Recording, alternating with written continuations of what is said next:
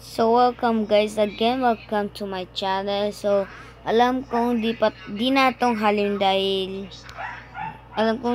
di na to Halloween and Christmas at Merry Christmas guys, at di ko na pala natutuloy yung Christmas natin pero antayin nyo na lang. So ito palang episode na ito tungkol sa this episode is a weird happened to my childhood or time or just basta okay. The first stop is while I buying candies. Okay, let's start. No, I was walking there for buying. Baliktad. Let's rotate.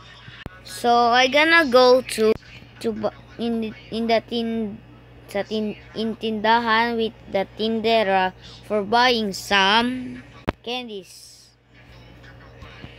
And habang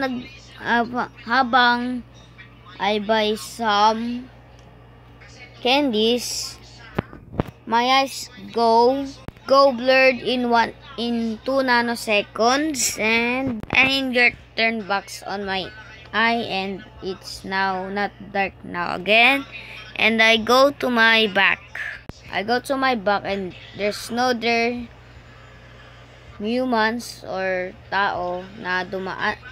They walk to behind me, and I think it's not weird.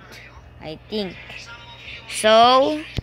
I asked the question the tindera, did you see someone guy pass on my back? And the tindera said no. Why? And I don't have and di ko na sinabi yung iba pa, baka mas lalo pang maging weird at baka magkaroon pa ng mga ganun.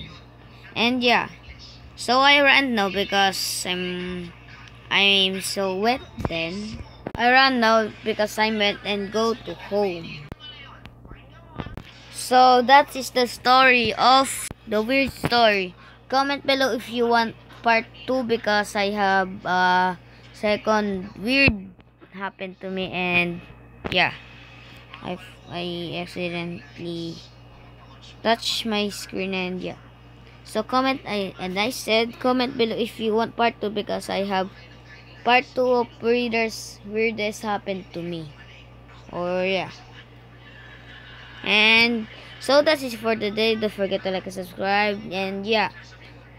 And no more shoutouts for now. And yeah.